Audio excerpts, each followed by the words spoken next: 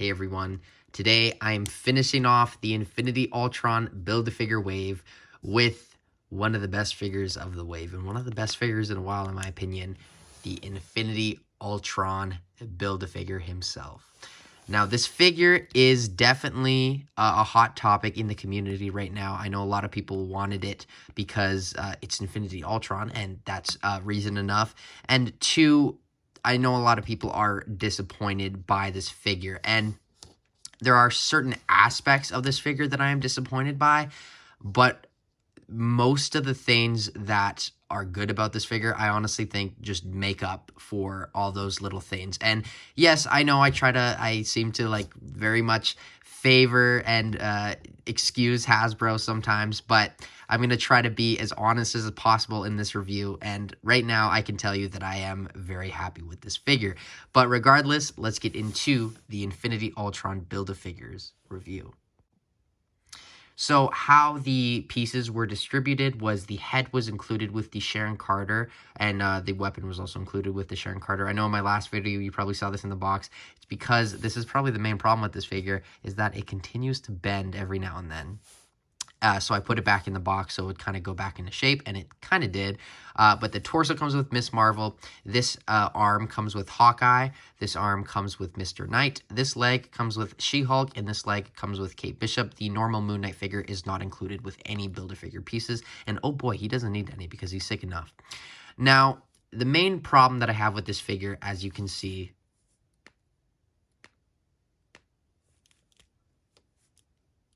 is this. He does not hold the weapon, and this really, I don't want to say sours the figure, but really makes me not like the figure for this specific reason. Now, like I said in the intro, I do like this figure when he doesn't have the weapon. I do think, like, it's still a good figure with it, but the one thing that they did that kind of ruined it, and honestly, it's not ruined when I say that, it's just a problem and kind of a big problem to me, is they went with a horizontal joint on the hand. And I think if they were thinking, like, with half a brain, they would have went with a vertical joint, because then he could have pointed the weapon like he does in the show. And also it just makes sense with any sword weapon, and he wouldn't have this go, you know, like this. I mean, I'm sure it would probably still happen to some degree, but because of that joint, I think it would certainly, the hand would probably go up in the hole right here where the hand's attached, and I think it would probably just fix it overall and make him just like a perfect figure, in my opinion, or close to it, because that's not the only problem with the figure. I am, as usual, going over the negatives at first. Trust me, I'll get into the positives.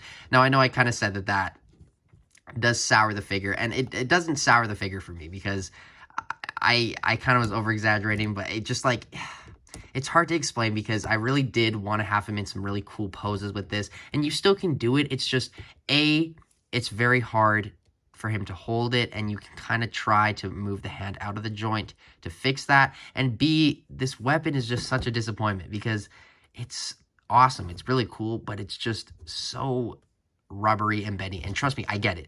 I completely get why they did that.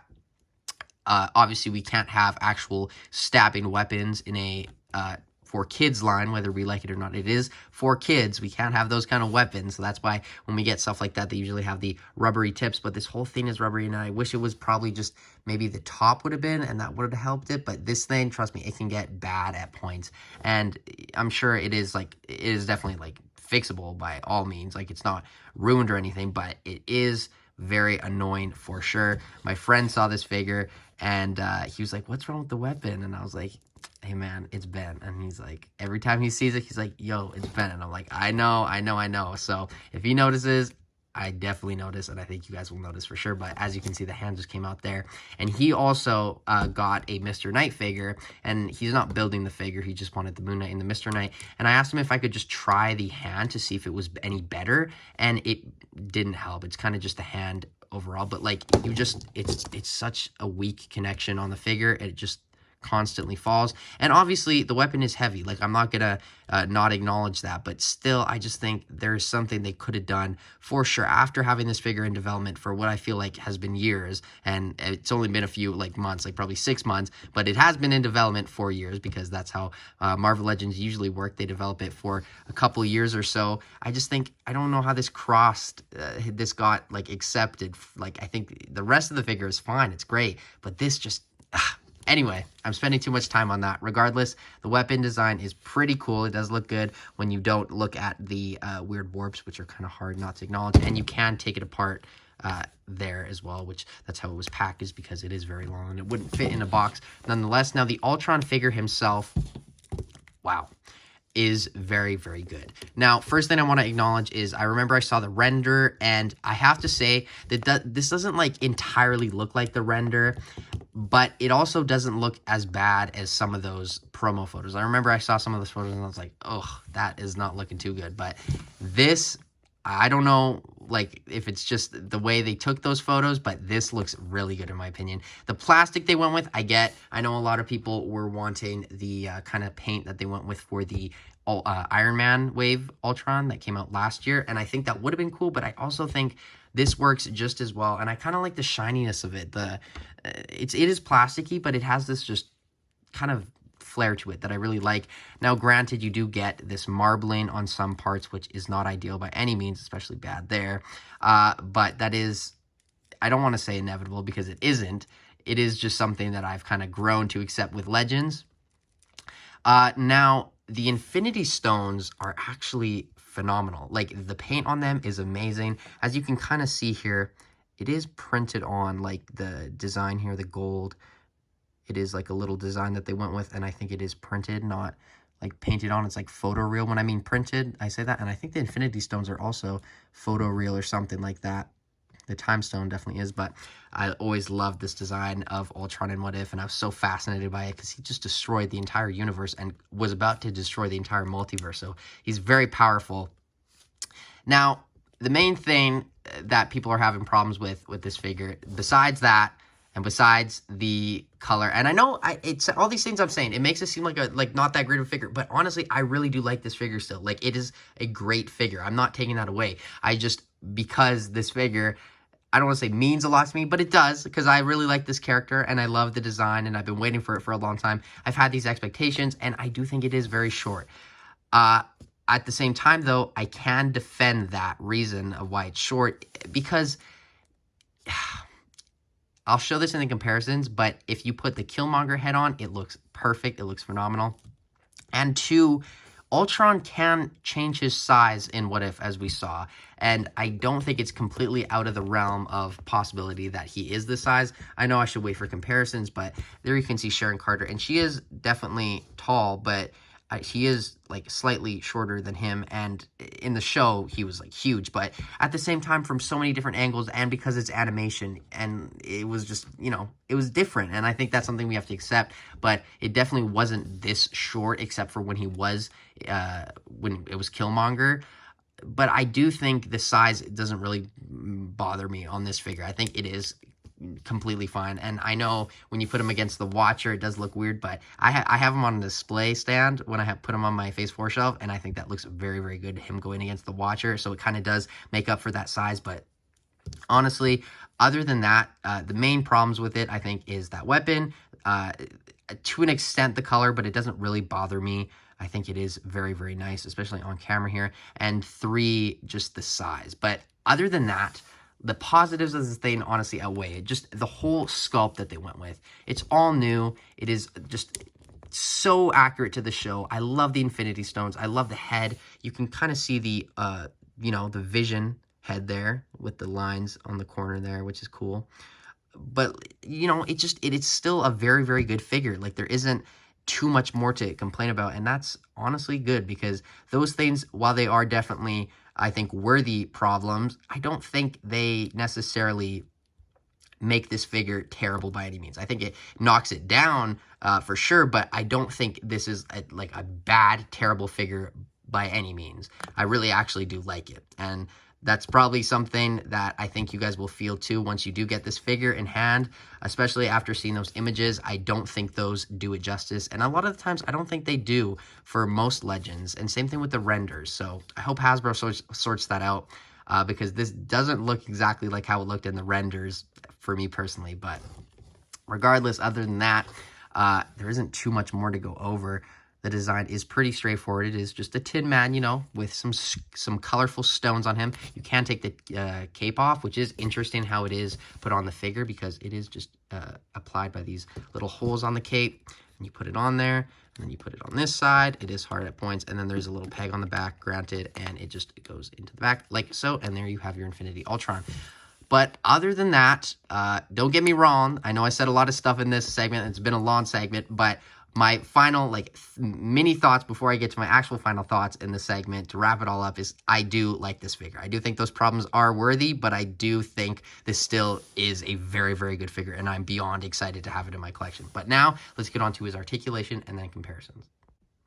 So the articulation on Infinity Ultron is actually very good. The head goes up that much, which you can get some cool flying poses with.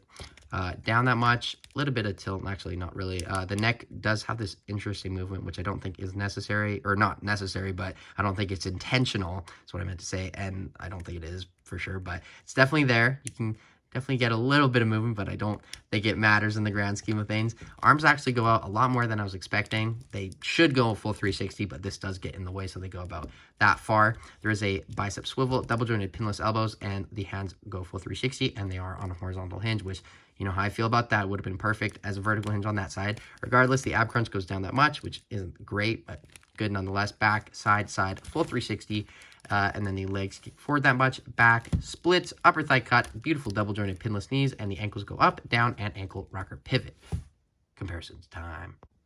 So first thing for comparisons isn't really a comparison, but I did want to show you what the Killmonger head looked like on the Infinity Ultron, and that is the reason why I think, in my opinion, that it is this size, because that fits it perfectly, and that looks absolutely amazing.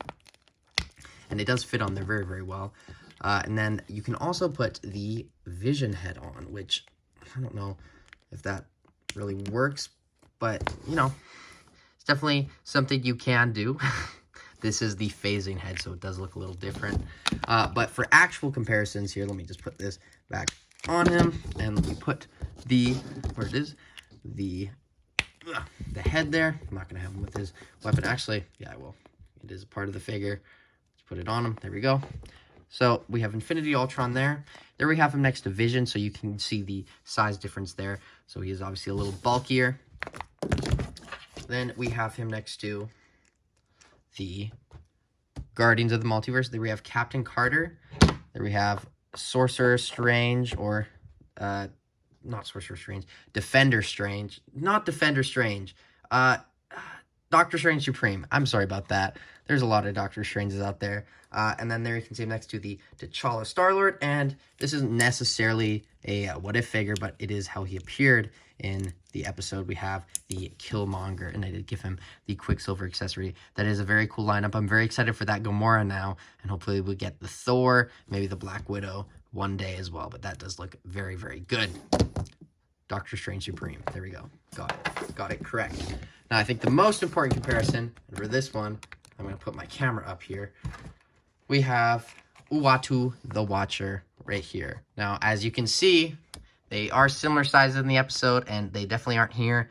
But if you get them hovering and stuff, and certain angles, it doesn't really bother me. They can definitely still duel, and I think the Infinity Ultron still could definitely whoop his ass at this size, for sure. But regardless, that is what Uatu looks like next to him. And then here we have, I have so many figures I want to show him next to. Here we have Thanos, which he absolutely, genuinely just snapped this guy in half, and literally snapped him in half. And there we have Tony. There we have Infinity Ultron next to the Endgame Tony, so you can see that right there.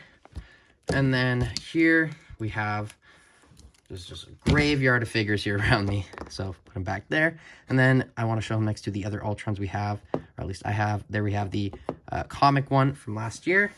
And then here we have the other Ultron Build-A-Figure from the Ant-Man wave, which was, I believe, 2015 or 16. But not a terrible figure, but not a great figure by any means. But that would have been an appropriate size, I think, for this figure. I think that would have still been able to put the Killmonger head on, but regardless, I still think this is good at its size. Stand. And then finally, the most important thing here is, I'm going to cut to it. This is the most important of comparisons because I'm also going to rank them. So this is the Infinity Ultron wave. It is done. It is complete. It is in front of me. This is awesome to finally have them all here on camera in front of you guys. Now for my ranking, I'm going to go from my favorite to my least favorite. My favorite is the She-Hulk. I think that figure, regardless of what you think of the show, I think you can definitely, you can't deny that this is a phenomenal figure through and through. Then I'm going to give it to the Moon Knight, which does have a couple very, very small problems, but still, that thing is absolutely amazing, and I'm very happy to have that in my collection. And then I'm going to give it to Infinity Ultron because that thing, regardless of the, couple nitpicks I've had in this video, I still absolutely love that figure. Don't get me wrong. And then after that, it does become a little tricky. I think I'm going to have to give it to the Kate Bishop figure because I think that figure is very revolutionary for Marvel Legends because of the butterfly joints for female figures. I think that is the first female figure with butterfly joints, which is great to get. And then I think I'm going to give it to the Hawkeye.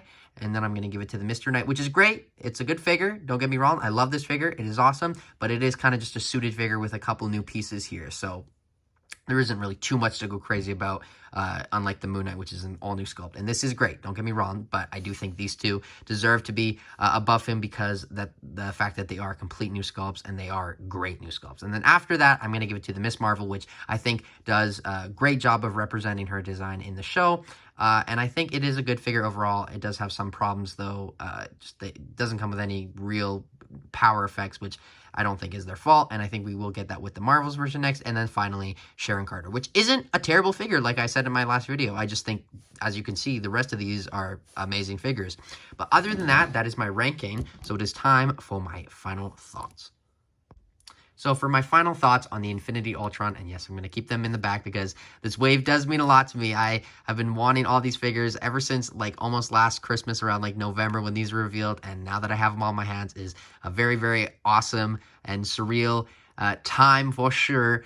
And yeah, Infinity Ultron though, I do think is a very good figure.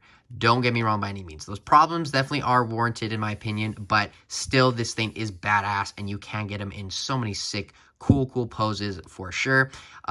Is it worth getting the whole wave to build this? Oh, for sure. For sure. Get this whole wave. I don't think you will be disappointed. It depends how you feel about the shows, for sure. I know the Miss Marvel and the Sharon Carter are, not the greatest, but I do think they are good figures nonetheless. The others, though, are all spectacular, for sure. And Miss Marvel is a good figure. It's very limited in what it can do, for sure.